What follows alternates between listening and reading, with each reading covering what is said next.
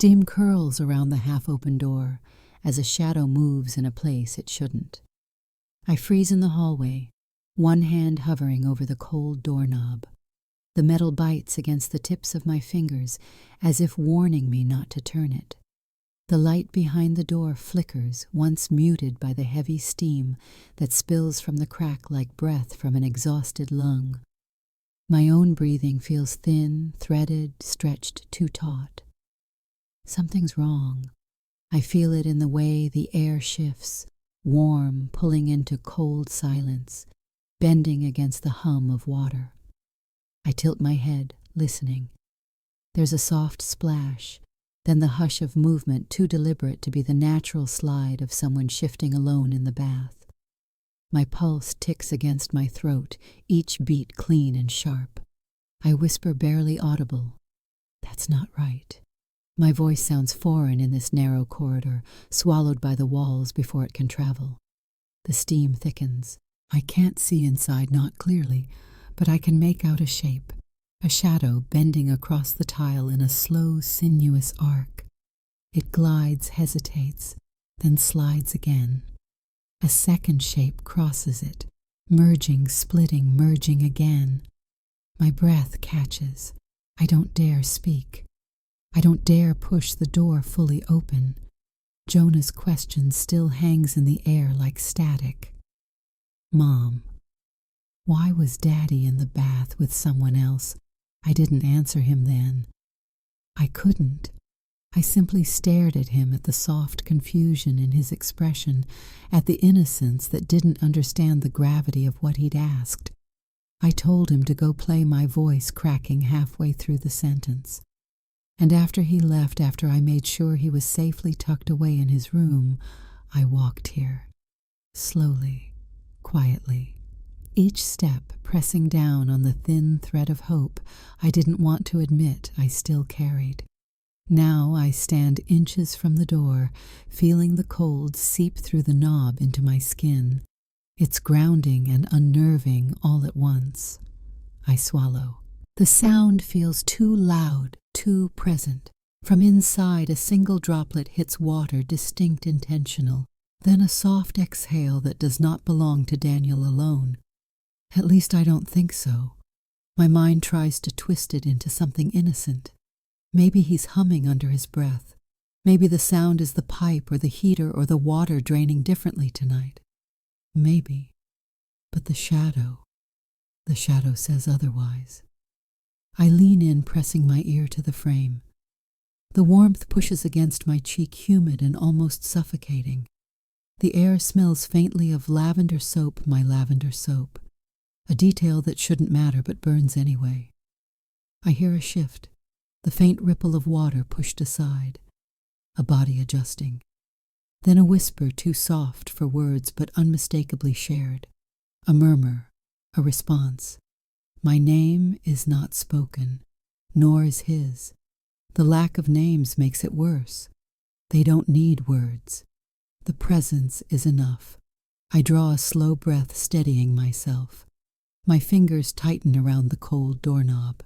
Its chill feels like a warning, or an anchor, I'm not sure which. The hallway around me narrows, the edges dimming as if the house itself absorbs my fear and reflects it back in a different shape. I whisper into the quiet, just open it. But I don't, not yet. The water shifts again. A soft laugh flickers through the steam-light, breathy small. My stomach twists.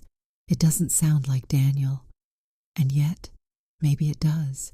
Maybe I've forgotten the sound of his laughter in intimate spaces. The distance between us has stretched so quietly over the past months that I don't know what's real anymore. The floor beneath me creaks. The shadow inside reacts, jerks, turns, pauses. The movement is sudden, sharp, unmistakably aware. My breath freezes, suspended mid-inhale. The presence behind the door knows someone is here, knows I'm standing just outside. A voice, low muffled, says something I can't quite make out. Another voice responds. My heart claws at my ribs. I press a hand to my chest as if I can silence it. The steam rolls heavier now, curling around my wrist, trying to pull me inside. I step back just half a step, the floorboard groaning under my weight. My reflection wavers faintly in the glass picture frame on the wall, distorted, stretched by the humidity. I barely recognize myself, eyes too wide, shoulders too tense, breathing too shallow. I whisper, Jonah didn't imagine it. Saying the words out loud makes them real. My throat tightens. I feel something fracture, subtle but unmistakable. A sudden splash from inside snaps my attention back to the door. The shadow closest to me rises slightly as if standing or adjusting. My instincts scream. I grip the cold doorknob tighter. The metal is unforgiving, unyielding, but it grounds me in this moment where everything else is slipping. I step forward. I lean in. My voice quivers as I breathe Daniel's silence. Then another shadow shifts behind the first. My fingers tense. I twist the knob just enough to hear the internal click begin. The sound is tiny, but in this hallway it feels deafening. The movement inside responds instantly. The water makes a sound like someone bracing themselves. I can hear breathing, two patterns, not one. My heart lurches. I push the door an inch. Just 1 inch. Steam rushes out, carrying the blurred outline of a figure lifting an arm. Someone speaks too soft to understand, but the tone cuts through the fog. I open my mouth to say something, anything, but before the words leave my tongue, a single detail snaps my composure in half. A hand wet, unfamiliar, unmistakably. Not Daniel's reaches up through the steam, and everything inside me breaks into stillness. I remember the day before everything cracked, like it was pressed into the underside of my eyelids. The house felt oddly quiet in the late afternoon light, the kind of stillness that made every small sound feel amplified. I'd been editing photos at the dining table, my laptop open, the cursor blinking on a half-finished project. A thin sliver of sunlight slid across the wood surface and hit the nearby picture frame, sending a fractured glass reflection onto my wrist. I stared at that reflection longer than I should have. Something about its tremble, its distortion, bothered me. It wasn't the first time I'd felt something tugging at the corners of my awareness lately. Something subtle, like a thread being pulled behind a wall. Jonah played quietly in the living room, humming to himself as he arranged his toy cars into a perfect line. His small voice floated through the room, soft and innocent. I clung to that sound, without realizing why. Daniel had stepped out for a quick errand, or at least that's what he'd said. He always said it casually, like errands were a natural extension of breathing. But then he'd return with nothing in his hands. No bags, no receipts, no signs. He'd been anywhere except somewhere he didn't want to name. I didn't question him, not then. I told myself I was giving him space. I told myself relationships needed trust, room to breathe. But if I'm honest, the real reason is simpler. I didn't want to hear answers that might hurt. My phone buzzed. A simple calendar reminder, nothing important. But the sound jolted me more than it should have. I closed my eyes for a moment, drawing in a slow breath, letting the air settle in my chest. My thoughts drifted back to the bathroom, to something I'd noticed a few days earlier and brushed aside. The memory slid in slowly. Walking down the hallway, laundry basket in hand, I passed the bathroom door. It had been open just an inch, letting a thin stripe of light escape across the tile. I wasn't looking for anything. I wasn't suspicious, just passing by. But then I saw it. A split shadow wavers along the bathroom tile. It wasn't Daniel's. Or maybe it was looking wrong, stretched, divided, like two outlines pressed into one. I'd hesitated, the basket digging into my fingers. I'd almost opened the door. Almost. Instead, I'd walked on. Now replaying it, my chest tightened. I tried to brush the thought away. It was probably the angle, the light, the laundry basket blocking part of my view. Shadows weren't truth. They weren't evidence. But something in me whispered, "You knew. Or maybe you refused to know." I pushed the laptop away and stood. "Jonah," I called gently. He looked up, eyes bright. "Yeah, Mommy. Are you hungry?" He shook his head, curls bouncing. "Not yet." I watched him play for a moment. He looked so peaceful, so absorbed in his world of wheels and tiny intersections. I envied that simplicity, that clarity. A car honked outside and I flinched before I could stop myself. Jonah barely noticed. The sound faded quickly, replaced by the hum of the refrigerator and the whisper of a breeze slipping through the barely open window. I moved to the kitchen, pulling open a cabinet out of habit. I wasn't hungry either. I just needed motion, something to ground me. Every sound felt magnified, every movement slightly out of sync. The reflection on my wrist, still hovering, still trembling, caught my eye again. As I shifted, it split into two narrow beams, then fused back into one. The distortion made my throat tighten. I rinsed a glass out of reflex, letting the water run longer than necessary. Jonah's humming wove through the static. My mind kept drifting back to Daniel's tone the night before, too soft, too careful, as if rehearsed. I replayed our brief conversation from memory. "Did you eat dinner earlier?" I'd asked. "Yeah," he'd said. "Grabbed something on the way home." "What did you get?" He'd paused. Not long, just half a second. But I'd felt the pause like a temperature drop. Just a sandwich. The vagueness bothered me. But I'd let it go.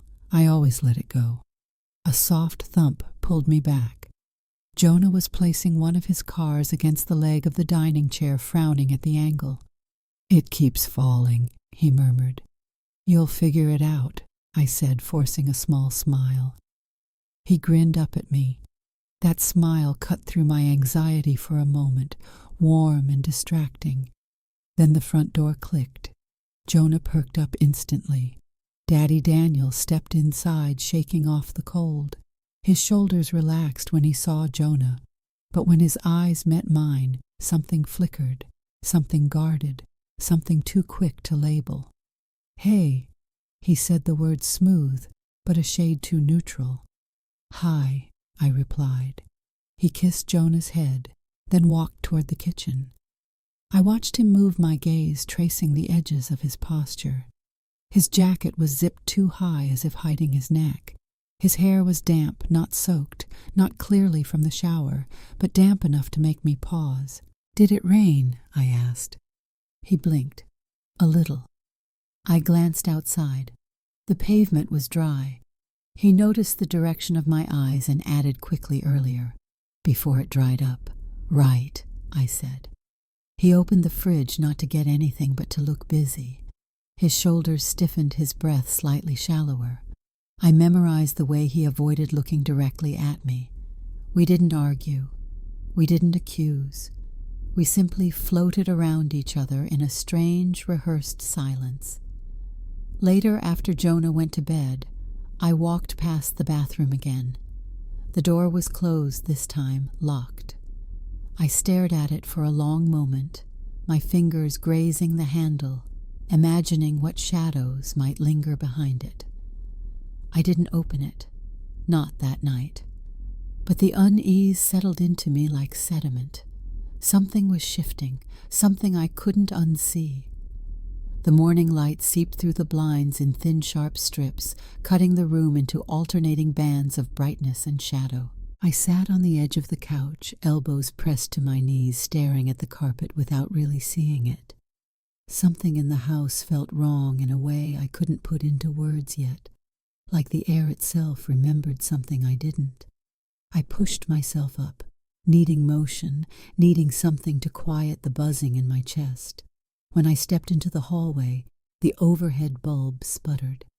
The flickering bulb cast a jittery glow, blinking just long enough to stretch my shadow across the wall in odd, angular shapes. The stuttered light made my pulse tighten. I whispered under my breath, "Why now?" The hallway had always been an unremarkable space. Plain paint-framed pictures, a small table with a forgotten vase. But under that flicker, it looked different. Off, like the edges of the world had shifted slightly overnight. I walked toward the dining table where my camera bag sat. Jonah had knocked it over last night while playing, and I hadn't checked it since. I unzipped it carefully, each movement slow, as if rushing would make something inside break. The camera rested on top heavier than usual, or maybe my hands were just unsteady. I powered it on. The screen blinked awake, the gallery populating with the most recent shots, family portraits, clients, random practice frames. Then one thumbnail caught my eye. It looked like a smear of tile and shadow. I frowned and opened it. A crooked angle, a blurred reflection, the corner of a bathroom wall. Not composed, not intentional. My first instinct was that I must have tapped the shutter by accident, but a faint prickle moved along my spine, the kind that shows up when something isn't fitting cleanly into place. I opened the metadata. Ref/IMG 4827 time, 8:14 p.m. My breath stopped. 8:14 p.m. I stared at the number until it felt carved into my vision. That was around the time Daniel told me he'd been driving home stuck behind traffic on the main road. He'd walked in minutes after that, shaking off the cold. He couldn't have taken this photo, and I hadn't been near the bathroom at that time.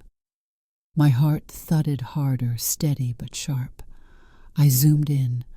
The image was too blurred to parse clearly, just the faint catch of a reflection bending at an angle that didn't belong. The blur had shape, though, like movement, like presence. A quiet voice inside me whispered something I didn't want to hear. Behind me, footsteps padded softly. Jonah emerged from his room, rubbing his eyes. "Mommy." I locked the camera and set it down quickly. "Hey, sweetheart, you're up early." He nodded, his curls shaking. "I dreamed I couldn't find my cars." "They're right where you left them," I said, forcing calm into my voice. He climbed onto the couch and curled up half asleep again. I brushed his hair back gently, but my gaze kept drifting toward the camera. My pulse wouldn't settle. I replayed last night in my mind. The timing, Daniel's voice, the dampness in his hair that didn't match the weather, the slight, almost imperceptible hesitation when he said he'd eaten already. These things had felt like nothing when taken alone, but the photo sat between them like a wedge, forcing them apart, revealing the cracks. I whispered to myself, "What were you doing at 8:14? The question felt dangerous. In the kitchen, the faucet dripped slow, rhythmic, almost like someone tapping out a warning. I stood unable to sit still anymore and walked toward the sound. Daniel's voice floated from behind me moments later. "You're up early." I turned. He leaned against the doorframe, hair still mussed from sleep expression, carefully neutral. He looked like the same man I'd come to trust, the same man I'd chosen. But something about his eyes, the too steady focus, the measured calm made my stomach tighten. "Couldn't sleep," I said. He nodded, pushing off the frame and stepping into the kitchen. "Want coffee?" I didn't answer right away. I watched the way he moved, the way he opened the cabinet without looking at me, the way he kept his shoulders relaxed in a way that felt performed. Not overtly wrong, just curated. Finally, I said, "Sure." He turned on the coffee maker. The low rumble filled the silence. I studied the back of his neck, the way his breath lifted and fell. I tried to decide if anything about him looked different. I tried to imagine him in the bathroom at 8:14, but the image wouldn't form cleanly. Too many missing pieces. "Everything okay?" he asked without turning around. The question hit harder than it should have. I forced a breath. "Yeah, just tired." He let the answer hang in the air for a moment too long before nodding. long week. Yeah. He handed me a mug.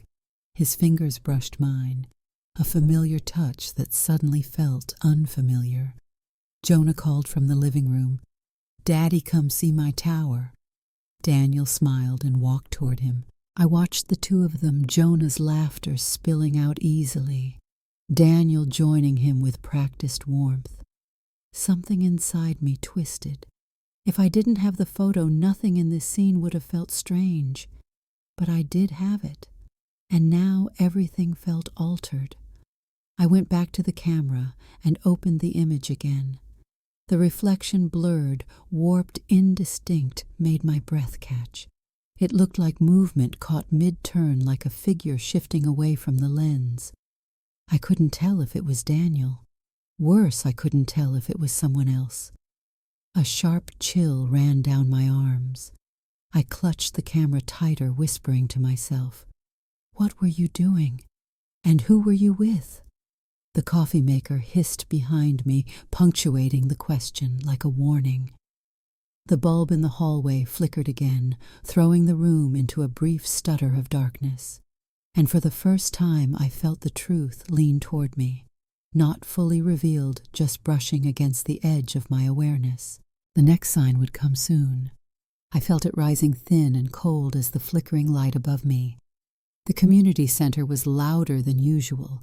Voices overlapping, shoes squeaking on polished tile, fluorescent lights buzzing with the kind of static that crawled under my skin. Jonah tugged at my hand, eager to get to the painting table, but my body felt slow, like each movement dragged a weight behind it. He ran off with a burst of excitement. "Mommy, look. They have stars today." I nodded, but I wasn't really hearing him. My focus was narrowing, darkening, tightening around the sense that something in my world was shifting beneath my feet. Every sound felt too sharp, too crisp, like the universe was turning up the volume while turning down the warmth. A cluster of parents stood together near the front desk, laughing. Their easy confidence scraped against the tension inside me. I slipped away from them and walked toward the hallway leading to the restrooms, pretending I needed a moment alone.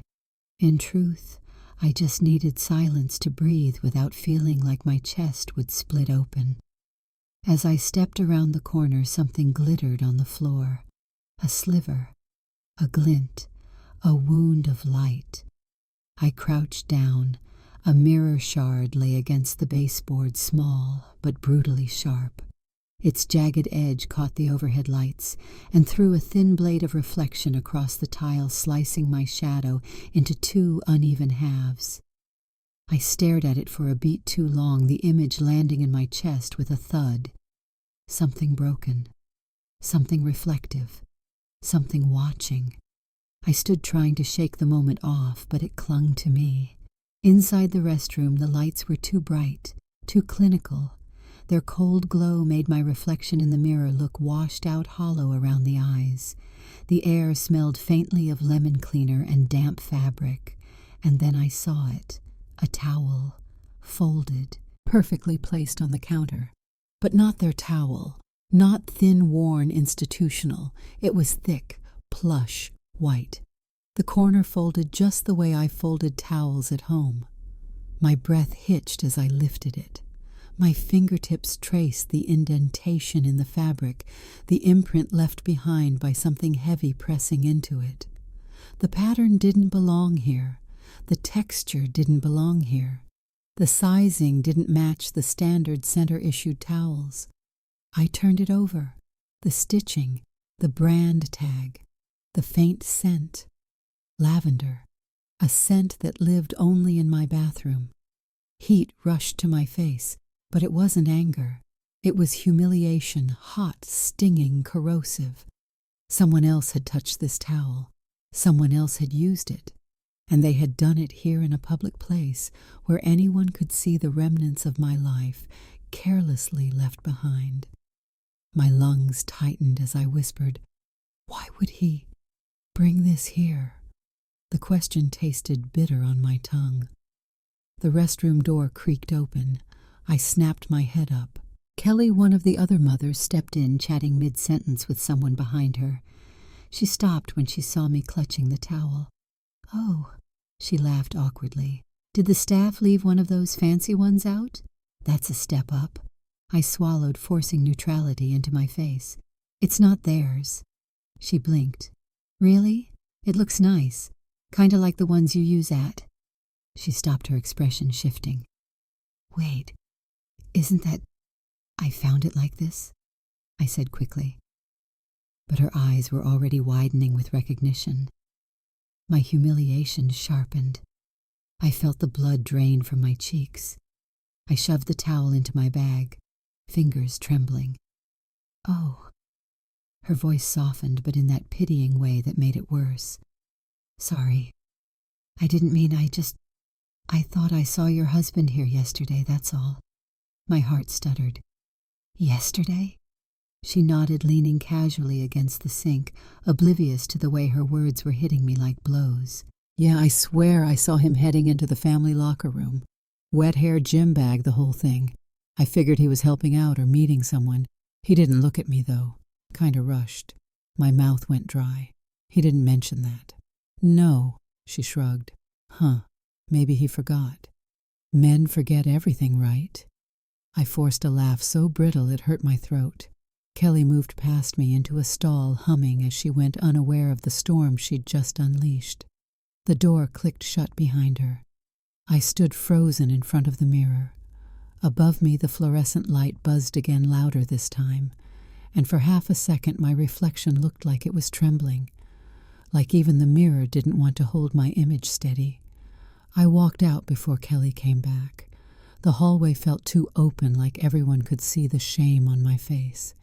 My bag felt heavier with every step, as though the towel inside it were dragging something out of me. The center suddenly felt full of eyes, casual glances from parents that had nothing to do with me, but each one made my stomach twist.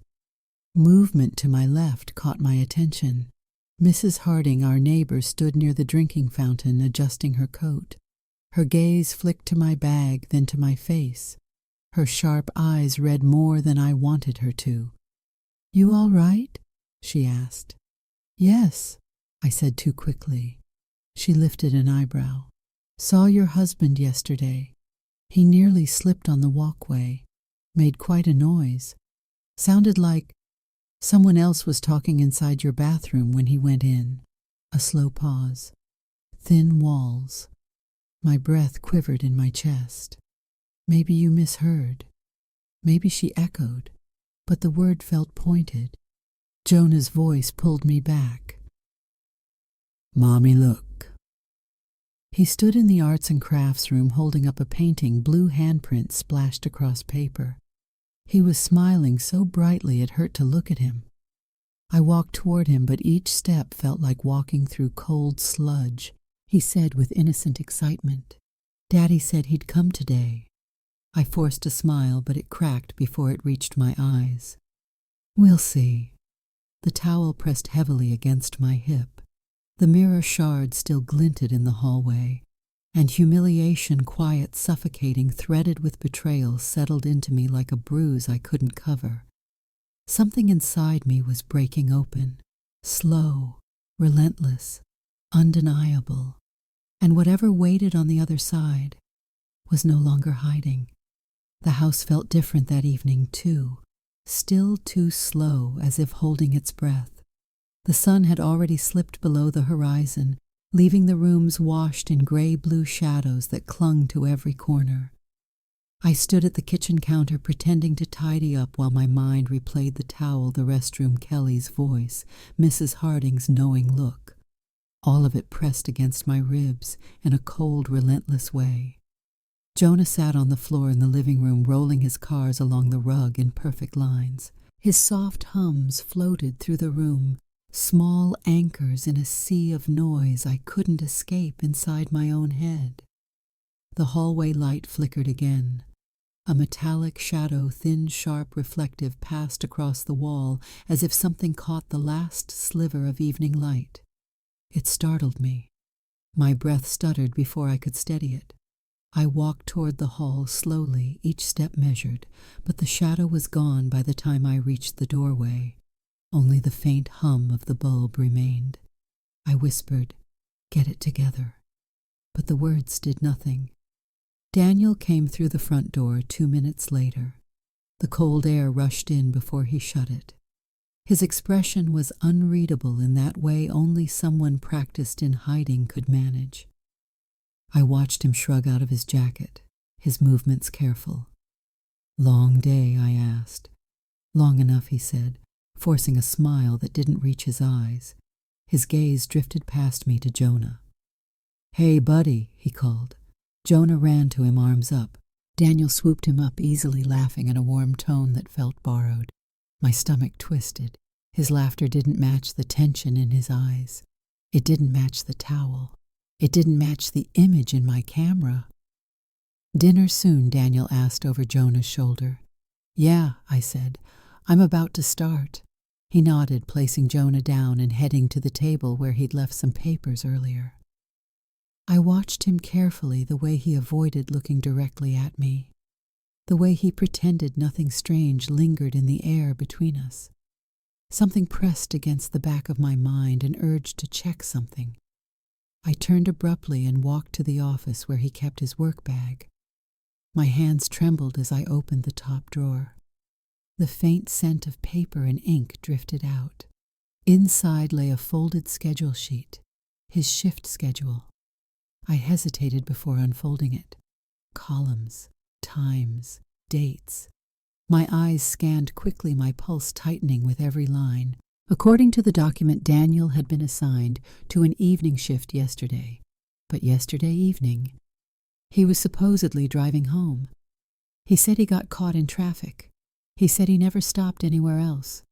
The center, the towel, Kelly's voice echoing. I thought I saw him here yesterday evening. A knot formed in my stomach. I checked the schedule again. Shift Ref A73, scheduled end time 6:00 p.m. But he hadn't arrived home until nearly 8:20 p.m. Even if he worked late, it didn't add up. The commute wasn't that long, not by a mile. The time gap was too wide, too convenient, too deliberate. My breathing turned shallow. I whispered, "Where were you, Daniel?" My fingers tightened on the paper, creasing it. Behind me, the floorboard creaked. I turned. Daniel stood in the doorway, leaning against the frame, eyes unreadable. "What are you doing?" he asked. His tone was calm, too calm. I held up the paper, looking. "For what I don't know," I said. "You tell me." He stepped inside slowly, like he was approaching a wild animal. "Why are you going through my things? Why are your things not matching your words?" I shot back. His jaw tightened. "That's private." "Then explain," I said, voice tightening. "Explain why your schedule says you were off at 6, but you didn't get home until after 8. Explain why someone saw you at the community center. Explain why a towel from our bathroom was left in a public restroom." Jonah's distant humming drifted in from the living room, soft and oblivious. The contrast made my chest ache. Daniel looked away. "You're overthinking." "Am I?" I asked. He reached for the paper, but I pulled it back. The tension between us pulsed like a living thing. "I stayed late," he said quickly. "There was an issue. I covered someone's shift." "Which someone?" Silence. My heart sank in a slow, heavy drop. "Daniel," I whispered, "please." He ran a hand through his hair. "I don't remember the details." "You don't remember staying 2 extra hours?" He didn't answer. The metallic shadow flickered again behind him, just a sliver caught by the office lamp. But it felt like an omen, like the house itself was reflecting the truth he refused to say aloud. I stepped back, schedule still in my hand. "Do you want to try again?" His eyes snapped to mine, a flash of something sharp, defensive cornered. "I don't like this," he muttered. "You digging, you accusing. I'm asking. Same silence. Same refusal. Same tightening in my chest. Jonah's voice floated in again, singing something off-key, unaware that something fragile between his parents was splintering. Daniel exhaled sharply. "I'm not doing this right now." He turned, walking out before I could stop him, before he could see the way my composure cracked in the shadows of the doorway. I stood alone in the dim room, the schedule trembling in my hand. The numbers didn't lie. The times didn't lie. The gap didn't lie. Something else was happening. Something he wasn't ready to admit. Something I wasn't ready to face. But the fracture was widening, and I could feel the pressure building behind it. The evening air in the house felt electric, charged, restless, as if it knew something I was still trying to catch up to. I stood in the hallway, staring at the closed bathroom door, my pulse ticking in controlled, icy beats. Jonah was asleep. Daniel was in the living room, pretending to scroll through his phone, though I could feel the tension radiating through the wall. I held my breath before turning the knob. The door opened with a soft click, releasing a faint chill that shouldn't have been there. The bathroom was dim, the light above the mirror flickering, like it was hesitating to stay alive. Shadows clung to the corners, stretching thin across the tiles. My gaze drifted to the counter. A key. Our spare bathroom key lay near the edge, trembling slightly from the vibration of the vent fan. The trembling was subtle, barely noticeable, but once I saw it, it held my focus like a trigger. I stepped closer. My fingertips hovered over the cool metal, the trembling sinking with the rise and fall of my breath. Why was it out? Why was it here? Why now? I whispered. What were you trying to hide? The question dissolved into the hum of the fan. I turned. The mirror showed my reflection, but something felt delayed, off, like the image lagged half a heartbeat behind my movements. I blinked hard. It steadied, then flickered again. My chest tightened. I leaned in closer. The faint outline behind me, the shadow I'd thought belonged to the hallway, shifted too slowly. Not like a natural reflection, more like an image buffering, caught in a frame that didn't belong to now. My stomach dropped. I reached for my phone and opened the gallery. There was a small icon at the top, a preview cached clip from our home security app mirrored against a static thumbnail, but the timestamp on the cached preview. I zoomed in. The time on the clip was 7:52 p.m., but I remembered that exact moment. I had been in the kitchen, standing at the sink, and Daniel had been. I checked the live feed. Timestamp 7:50 p.m. The cached preview was 2 minutes ahead of the real-time feed. A lag, a delay, a captured moment that didn't align. I swallowed hard, forcing myself to breathe slowly. My fingers trembled as I replayed the cache. A blurred reflection moved across the bathroom shoulder arm head, someone stepping into view from the left side. Someone who looked too tall to be Jonah. Someone whose posture didn't read as mine. I whispered, "No." I rewound the clip. The reflection changed shape midway through the frame, not sharply, but in a way that suggested another person. A second presence entering the reflection, a figure stepping behind the first. The lighting was dim, distorted, but the silhouettes overlapped too close, too familiar in a way that made my skin crawl. That's when the motif echo hit me. Not a memory, a realization. The split shadow returned, not wavering this time, but aligning, forming into something that no longer pretended to be harmless. I pressed my thumb against the edge of the counter to steady myself. The cool ceramic jar beside the sink rattled under my touch. My heartbeat thudded in my ears. From the hallway, Daniel called, "Everything okay?" His voice sounded muffled, heavy with forced casualness. I didn't answer. I kept staring at the reflection glitching on my screen. A shadow leaned forward in the cached preview right at the moment the reflection lagged. I checked the angle again. That was our mirror, our bathroom, Our tile, our house, and the timing. Daniel had claimed he was outside at 7:50. He said he'd been checking on something in the garage. But the reflection, the position, the delay. He was inside. He was in this room. He wasn't alone. I backed away from the mirror, gripping the trembling key in my hand now. The metal dug into my palm, sharp and grounding. I stepped into the hallway, breath rapid but controlled. Daniel appeared in the doorway, leaning one shoulder against the frame. "You've been in there a while," he said, tone light but eyes calculating. I studied him silently. "Everything all right?" he asked again. His voice didn't match the tension in his posture. I swallowed. "Did you come in here earlier?" He blinked. "What?" "Tonight." I clarified, my voice steady but cold. "Did you come into the bathroom?" He hesitated. "Not long, but long enough." "No," he said. Why I held the key at my side, hidden slightly behind my hip. "Because the door was locked," I said, "and this key was in here." He frowned. "Maybe Jonah grabbed it." "He was in bed," I said softly, and the clip I cut myself off before revealing too much. He shifted his weight. What clip? I looked past him toward the living room, where the dim light flickered across the wall. My breath steadied into something sharper. "I need to see something," I said, brushing past him. He reached gently for my wrist.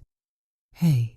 His touch made something inside me flinch, a reflex I didn't understand until now. "Don't," I whispered. He let go instantly, too instantly, as if the contact had burned him. I walked away, leaving the bathroom light on. The trembling key weighed down my hand like a warning. The reflection in the mirror behind me stuttered one last time before disappearing into shadow. Something had shifted, something I couldn't unsee, and whatever facade Daniel thought he was holding on to, it was starting to collapse. The night pressed down on the house like a heavy curtain. Everything felt still, but not the peaceful kind, more like the breathless quiet right before something breaks. I sat at the kitchen table with the trembling key still in my pocket, the echo of the lagging reflection looping in my mind. Daniel moved through the house with a stiffness he tried too hard to hide. Jonah had fallen asleep early, worn out from paint and glitter and small joys I could barely hold on to anymore. His soft breathing drifted down the hallway. Daniel stood near the counter, arms folded, pretending to scroll through his phone. Every few seconds he'd glance toward me, waiting uneasily for a question he didn't want asked. I finally spoke. "We need to talk." He lifted his eyes slowly. "About what?" "You know," I said softly. His jaw tightened. "No, I don't." The air between us felt like a wire pulled too tight. I rose from the table and walked to the living room, forcing him to follow. The dim lamp in the corner cast long shadows over the furniture. A glass ashtray sat on the windowsill, one we hadn't used in years. It belonged to our former neighbor who'd left it behind the last time she visited. I noticed it because the light caught its edge and the glass sparkled like something sharp buried under snow. Daniel stood a few feet away. His stance was off, like he wasn't sure whether to lie or confess or turn the whole room against me. "Tell me the truth," I said. "Please." He exhaled, rubbing the back of his neck. "You're tired. You're imagining things." A bitter laugh escaped me, imagining timestamps, imagining shadows, imagining towels from our bathroom. His eyes flicked to my bag. "Let it go," he whispered. "I can't," I said. "Not anymore." A sudden firm knock jolted both of us. Daniel stiffened. "Who's that?" I didn't answer. I walked toward the door with cautious steps, my heart beating loud enough to feel in my throat. When I opened it, cold air swept in, and Mrs. Harding stood on the porch, wrapped in her heavy coat. her expression sharp as always. "Evening," she said, voice perfectly calm. "Hi," I replied. Daniel hovered behind me, tension radiating from him. She shifted her gaze past me into the hallway. "I didn't mean to interrupt. I thought you should know something before I forgot again." My stomach tightened. "What is it?" Her eyes softened, but not with kindness, with certainty. "Last night," she began, "I was taking the trash out around 8. I heard your bathroom door close, loud, and voices inside. 2 voices." Daniel froze behind me. I swallowed. "2." She nodded. "A woman's voice, and his, of course." I felt my breath leave me like a punch. Daniel stepped forward defensively. "You misheard." She cut him off cleanly. "I know what I heard. Your bathroom window was open. Sound carries. Thin walls." She gave him a pointed look. "I've lived next to you for 6 years. I know your voice, Daniel." He shifted, a crack forming behind his expression. "And the woman I whispered." She held my gaze steady and unwavering. She laughed, soft, like she didn't want to be heard. Daniel's breath hitched just enough for me to notice. Mrs. Harding turned back to me. "I didn't say anything earlier because Jonah was outside. Didn't want him hearing grown-up mess." A burning humiliation swept over me. My skin felt raw. Daniel stepped closer, voice tense. "You're mistaken." Her eyebrows rose. "You want the exact time I checked the clock on the stove right after, 8:06. My blood went cold. The cached preview on my phone, the reflection lag, the timestamp that didn't line up. Daniel's story had just collapsed in the span of 10 seconds. Mrs. Harding gave me a thin, knowing nod. "I'll leave you two." When she walked away, the silence that followed felt suffocating. I closed the door slowly. Daniel's voice broke it first. "She's lying." My throat tightened. "Why would she lie to stir things up?" he snapped. "She hates me." "She hates noise," I whispered. "Not you." He ran a hand through his hair and turned away, pacing. "This is insane." "You told me you were in the garage," I said. "At that exact time." "I was." "She heard you in the bathroom." "She's wrong." "And the woman?" I asked quietly. His entire body went still. For a moment, just a fraction of a moment, his expression broke. Something vulnerable, something guilty, something afraid. Then he masked it again. "There was no woman," he said, but the words sounded scraped out of him, weak at the edges. I stepped closer, holding his gaze. "Who was she?" He looked away. My voice trembled. "Tell me." He didn't answer. The room felt like it tilted. The glass ashtray caught the lamplight again, creating a fractured reflection on the wall.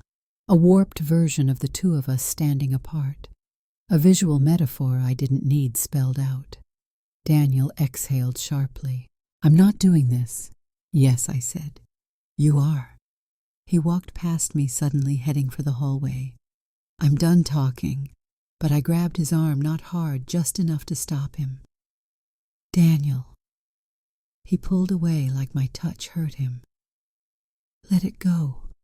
"I can't." He didn't turn around. "Then you better prepare yourself," he said quietly. A line that felt like a threat, or a confession, or both. He disappeared into the dark hallway, leaving me alone in the dim living room with the ashtray's sharp reflections scattering across the walls. My knees weakened. I gripped the back of the couch to stay upright. Everything was unraveling, and now he wasn't even trying to hide it anymore. The night after Mrs. Harding's confession felt like it stretched forever. Every sound in the house pressed against my nerves, the refrigerator hum, the heating vent clicking, the soft creak of the settling walls. I sat at the dining table alone, staring at nothing, while Daniel locked himself in the office, the undercurrent between us thick and poisonous. Jonah was asleep upstairs. I envied him the simplicity, the peace, the way innocence shields children from truths that cut straight through adults. A faint rustle near the counter caught my attention. A sheet of paper stuck beneath a stack of mail had loosened itself and slid partially forward, revealing a thin paper edge that looked freshly torn. The slightest movement of air had been enough to nudge it into view. I reached over and pulled the paper free. It wasn't a bill. It wasn't junk mail. It was a printed smartwatch diagnostic summary. The corners creased like someone tried to fold it in a hurry. The page listed charted metric steps, sleep location syncs, heart rate logs. And then I saw it, a dramatic heart rate spike, over 150 BPM, time-stamped 7:55 p.m. My own breath stalled. That was the exact window Daniel insisted he was in the garage, checking something. The garage had been dark, quiet, cold. Nothing there could elevate a heart rate like that. Nothing innocent, at least. I scrolled through the details with my thumb. The watch had auto-flagged the spike as intense physical activity or emotional arousal. But the location data... My fingers tightened. The watch wasn't syncing to a garage location. It pinged as being inside the house, near the bathroom. My pulse hammered in my ears. I whispered, "Oh God." Behind me, the floorboard creaked, the same spot that always gave Daniel away. I turned sharply. He stood halfway down the hall, arms crossed, watching me. His hair was messy, face tense, eyes shadowed like he hadn't slept. He didn't say anything at first. "What are you looking at?" he asked finally. His voice didn't match his posture. Too light, too controlled. I folded the paper slowly, holding it down by my side. "I found something." He stepped closer. "Where under the mail?" His jaw flexed. "Give it to me." "No, now's not the time to..." It's exactly the time I snapped louder than I intended. His eyes narrowed. "Lower your voice." "Why?" I whispered. "Afraid Jonah will hear the truth, or afraid he'll hear you lying again." Daniel exhaled through his nose, jaw tight. "You're spiraling." I laughed, cold, humorless. "Your heart rate spiked at 7:55. Inside the house, not the garage." His face paled. I stepped forward, voice barely more than a breath. "What were you doing? Who were you with?" He didn't answer. The silence hit me like ice water. I could feel the truth working its way up my spine, slow and merciless. But then something worse rose inside me, something I'd been trying to bury, something I hoped I'd never have to say out loud. My hidden secret. I swallowed, throat tight. "I need to tell you something." He looked up sharply. What I hated, how his tone sharpened, how ready he was to weaponize anything I said next. "I knew something was wrong months ago," I said, "before all of this, before the towel, before the schedule, before the shadows." He stared at me, expression unreadable. "There was a message," I whispered, "one I deleted. Someone texted you late one night. I saw it. They called you D. They asked if you were alone." I didn't say anything. I didn't confront you. I told myself it was a mistake, you'd explain it. It was nothing. His jaw tightened sharply. "I deleted it because I didn't want to know," I continued. "Because knowing meant losing everything." I chose silence. Daniel stepped back like the words had pushed him. He ran a hand through his hair, pacing once before stopping in front of the living room window. The glass ashtray reflected in the glass like a fractured ghost. "So, you're admitting you've been spying?" he said. "No," I said. "I'm admitting I was afraid." "And now you're twisting everything." "No," I said again, my voice trembling. "Everything is twisting itself." He turned sharply. "You're paranoid. Your heart wasn't..." I shot back. "Your watch recorded exactly what you were doing, even if you refused to." He flinched. The room fell silent except for the faint mechanical hum of the fridge. I took a breath. "Tell me who she is." He looked like he might answer. His eyes flicked to the floor, then up, then back down. A war flickered across his expression. Guilt, defiance, fear, anger, all tangled into something dark and familiar. And then he straightened. Mask back on. "I don't know what you think you're proving," he said coldly. "Then prove me wrong," I whispered. He didn't. He walked away instead. Not into the kitchen, not toward Jonah's room, not toward the bathroom. He walked back into the office and shut the door, hard. The impact rattled the picture frames on the hallway wall. I stood there with the torn paper edge still in my hand, my pulse racing. My breathing felt shallow, my mind spinning through every detail, every lie, every shift in his voice, every shadow where someone else might have been. The house felt too quiet.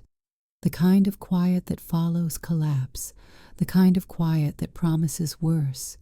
The house had gone silent in that unsettling way where every sound feels amplified.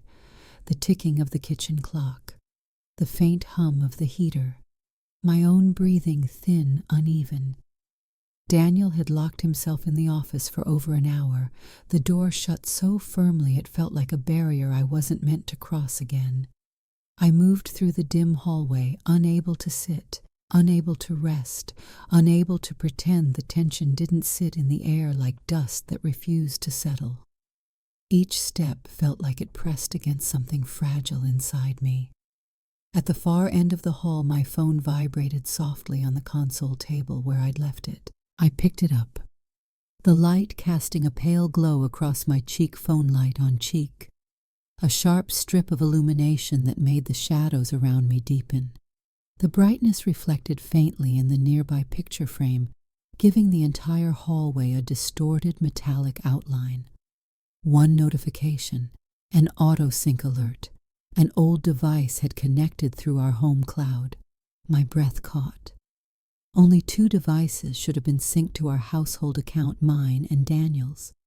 But sometimes rarely a third would appear. A residual device from when we'd shared files with someone temporarily. A work friend, a babysitter, a relative. Or if someone forgot to disconnect a stranger. The alert blinked again. Device sync Claire's phone. Pending draft detected. My fingers tightened around the screen. Claire. Daniel had mentioned her only twice. A co-worker, someone he barely knew, someone who sometimes covered shifts, someone I'd never met. I opened the sync log. A single draft message. Never sent, never deleted, time-stamped silently.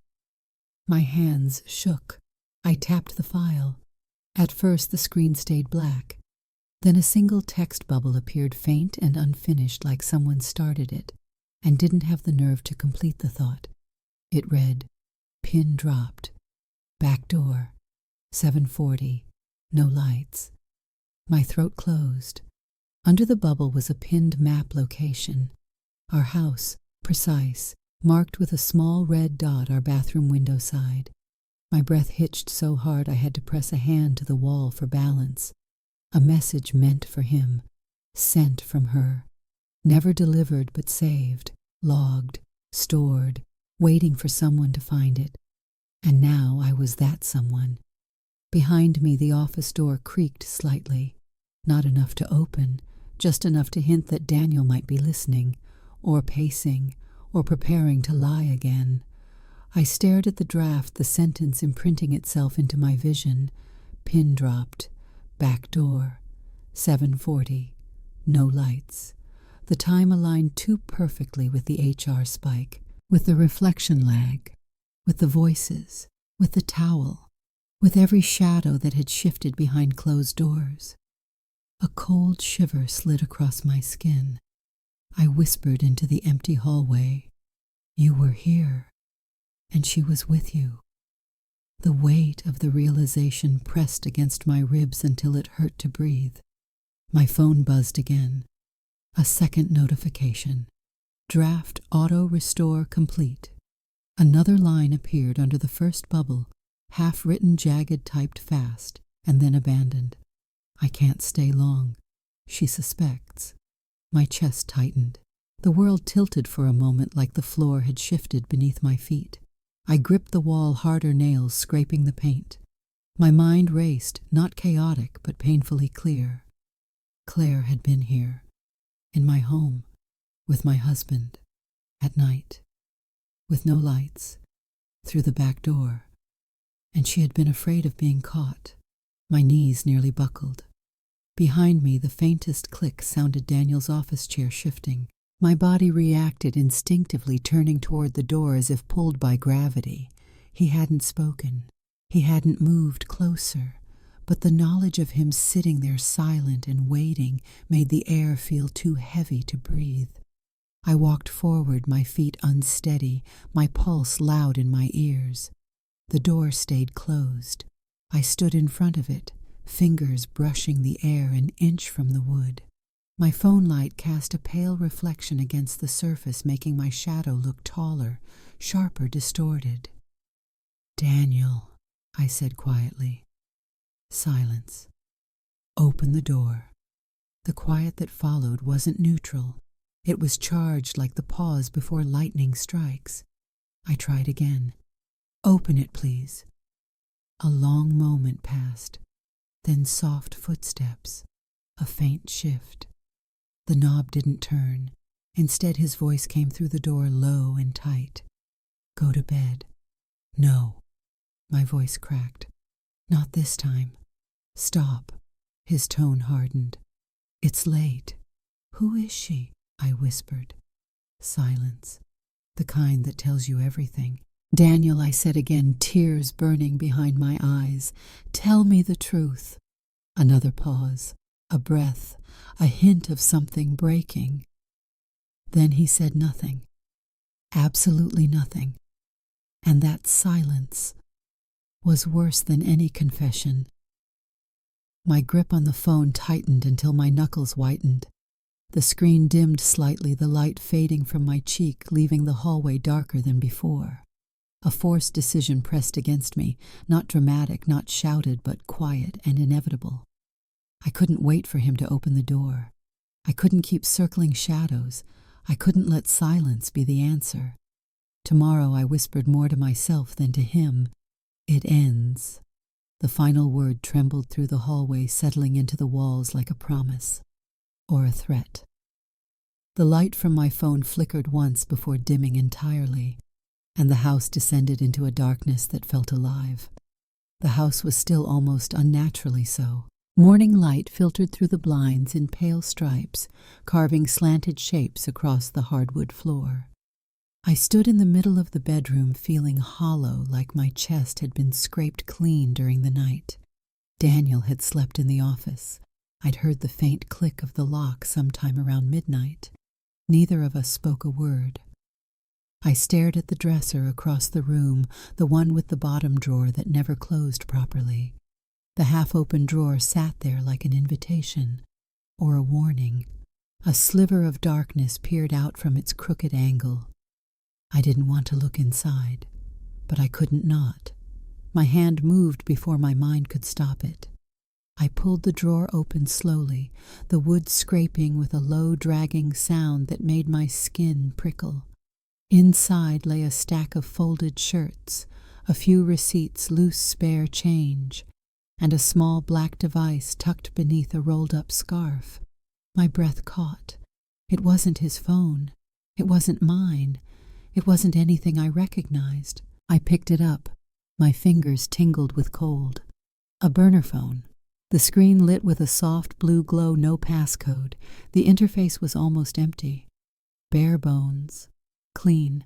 The kind of phone someone would use only when they wanted to leave no trace, except someone had left one. A single notification flashed at the top, auto backup preview saved. My heart hammered. I tapped it. The gallery opened. There were almost no files.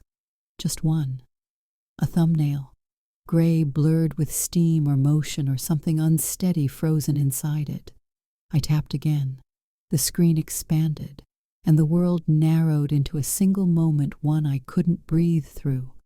A bathroom. Our bathroom. Steam clouding the mirror, light flickering overhead, the faint outline of tile, my tile, and then a shape, a figure, a shoulder, Daniel's shoulder, and another, a second silhouette leaning in ahead, turning long hair, pulling forward as she shifted. Claire, not fully visible, not clear, just enough to end every lie. Their shapes overlapped in a brief, intimate angle, his posture curved forward, hers turned into him, a frame that lasted less than a second but carried the weight of everything I had feared. The timestamp burned into the corner, 8:07 p.m., Mrs. Harding's time, 8:06 p.m., the HR spike, 7:55 p.m., the towel at the community center, the shadow, the reflection delay, the unsent message, the back door pin drop, the lie about the garage, the silence. Everything snapped into place with surgical clarity. My knees weakened. I sat on the edge of the bed, gripping the phone as if it would vanish if I let go. The clip replayed on a loop short, stuttering, merciless. Each time their shapes moved, pressed closer.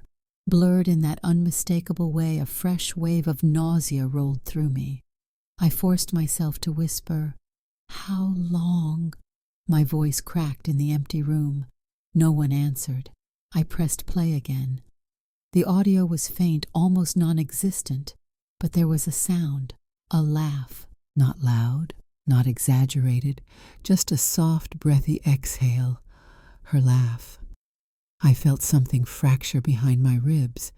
The door creaked behind me. I turned. Daniel stood in the doorway, eyes shadowed, face pale. He looked like a man walking into his own crime scene, one he'd created but hoped would disappear in the dark. His gaze dropped to the device in my hand. He froze. I raised it slowly. "What is this?" He swallowed. "Where did you find that?" "You hid it in your drawer." My voice was low, controlled. "You didn't hide it well enough." He stepped forward. "Listen, no." My voice sharpened like a blade. "You listen." The clip played again. Both of us heard the faint sound of steam, the subtle movement, the blurred shape of two bodies cutting through it. Daniel looked like someone had carved the floor out from under him. "That's not," he began. "Don't," I said. "Don't insult me." He closed his mouth. "Was it her?" I asked. He didn't speak. "Answer me." Still nothing. His silence was a confession, a final truth, sharper than the clip, sharper than all the evidence combined. My breath shuddered. "How long has this been happening?" He flinched, eyes darting toward the hallway as if checking whether Jonah could hear, or maybe as if searching for a reality where he could still escape what he'd done. "It's not what you think," he whispered. A bitter, broken laugh escaped me. "It is exactly what I think." His shoulders slumped. "Say it," I whispered. "Say her name." He opened his mouth, closed it, looked at the floor. He couldn't. The clip was still looping, steam washing over the blurred shapes, their bodies shifting toward each other with a tenderness I hadn't felt in months. My voice lowered to a cold, trembling whisper. "Did you bring her into this house?" He closed his eyes. That was the moment everything went silent inside me. Not numbness, not shock. A deeper stillness, like the world had stopped breathing. He didn't need to say a word. I already knew. I stood the phone heavy in my hand. "You destroyed us," I whispered. He took a small step forward. "Please," I stepped back. "Don't." Something sharp flickered across his expression. Fear, regret, desperation, all tangled into something messy and dangerous. I held the phone out like evidence of a crime. "This ends tomorrow." His breath hitched. "We can fix. We're past fixing." The device buzzed once. The clip replayed. Steam, movement, two shadows blending into one. Daniel looked at it and finally broke. I didn't. Morning light hit the living room with a cold, almost metallic clarity, flattening every shadow, revealing every flaw. I stood by the window, staring at the frost on the glass, my reflection pale, hollow-eyed, washed in that dim winter glow. Daniel moved quietly behind me, pacing, rubbing the back of his neck, trying to piece together a version of the truth he could survive. My fingers tapped against the windowsill, where a thin line of cigarette ash lay left by Mrs. Harding days ago, when she'd stopped by to drop off a holiday card. The ash clung stubbornly to the wood, refusing to be brushed aside, as if it had been waiting for this exact moment to remind me, stains don't leave on their own. Neither do betrayals. Daniel finally spoke. We can handle this without destroying everything. I didn't turn. Define handle. Talk. Figure out what it means, what we want, what comes next. You already decided what comes next, I said. You decided it the night you brought her here. He flinched. I don't lie again. The silence that followed was thick, weighted with the truth he refused to say.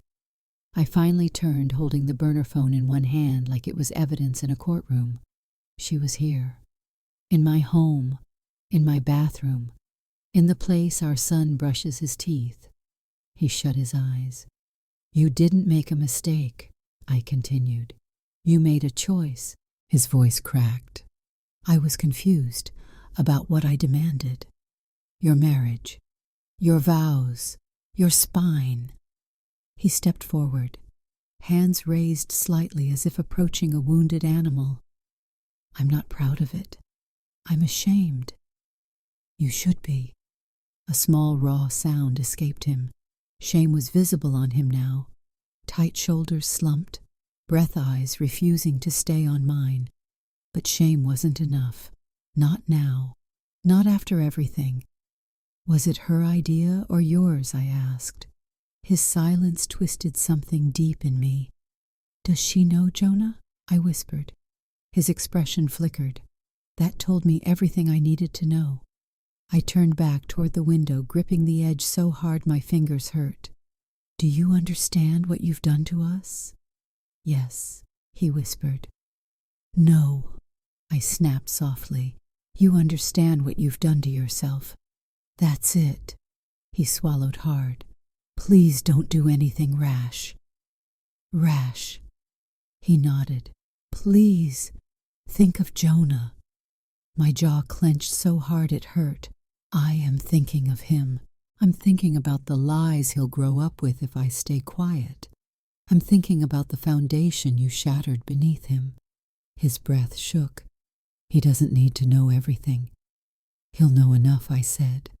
Children always do. Daniel stepped closer, desperation creeping into his voice. We can fix this. We can go to therapy. I'll cut her off. I'll change shifts. I'll do whatever you want.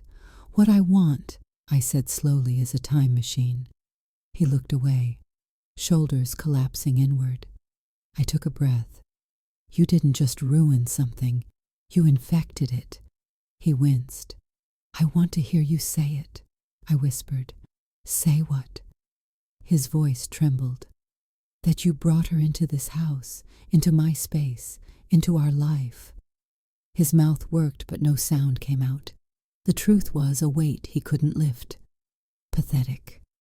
I walked past him, heading toward the office. He followed. Don't, he began, but I opened the door anyway. Inside the room was dim. His jacket hung over the chair. Papers littered the desk. And next to his keyboard sat something small, a silver earring. Not mine. My breath froze. I picked it up slowly, holding it between my fingers. Is this hers? Daniel's voice cracked open. I don't know. You don't know? I barked out an incredulous laugh. It's not mine. He dragged a hand over his face, collapsing into the chair. I'm sorry. That's not an answer. I don't know, he snapped. She She dropped things. Sometimes. I didn't notice. You didn't notice, I echoed softly. A stranger's jewelry in your office. He buried his face in his hands. We're done, I whispered. He looked up sharply. Don't say that. It's true. He stood, panic rising. Don't do this. We have a life Jonah needs. What Jonah needs is honesty, stability, a home where betrayal isn't hiding in the walls. He stepped forward. We can still fix this. No, I said. You can't fix something you refuse to admit happened. He froze. I held the earring up between us, the morning light catching on the metal. This happened. All of it. And I'm done pretending it didn't. His face crumpled. He reached out as if to touch my arm, but I stepped back. Don't, I said softly. Don't touch me. We stared at each other across a small strip of floor that might as well have been an ocean. Finally, I said, I'm calling someone tomorrow. About next steps. His voice broke. A lawyer. I didn't answer. He staggered back like I'd struck him. Please, he whispered, don't let this be it. But it already was. The cigarette ash on the windowsill drifted with the faint winter draft breaking apart, scattering across the wood like a quiet, inevitable ending. The house is quiet now, the kind of quiet that wraps itself tightly around the walls and refuses to let go. Morning rain has swept through, leaving streaks across the windows, blurring the outside world into muted grays. I stand by the front door with my coat half on the fabric, heavy and cold. Water beads along the rain-wet coat sleeve, soaking slowly into the threads. Everything feels still suspended, waiting. Jonah is upstairs with a children's show humming softly in the background, unaware of the tectonic shift beneath his home. I've kept my voice steady around him. I've held the edges of myself together for his sake. But the cracks are there, quiet, subtle, unavoidable. He senses something, even if he doesn't have the words for it yet. I walk through the hallway, each step deliberate. The bulb above flickers once, but less violently than before, as if even the house is tired of lying. Daniel stands in the living room, shoulders slumped, eyes hollow. He looks at me like he's trying to reach through the space between us with nothing but remorse. But remorse can't rebuild something destroyed. It can only circle the ruins. He speaks first. Are you really doing this? I hold his gaze. Yes. His throat moves as he swallows. We can talk more. We can try. We had months to talk, I say. My voice is quiet but firm. You chose silence. He rubs a hand across his face, pacing. I know I messed up. I know I hurt you. I know I stop. I say gently. You don't have to list it. I lived it. He stops pacing, shoulders sagging. I never wanted this. No one wants this, I reply. But choices create outcomes, and this is the one we're standing in. He steps closer, but not too close. He knows better now. Is there nothing left? My breath pulls in slowly. There's Jonah. There will always be Jonah. But you and I, we're standing on opposite sides of something I can't cross anymore.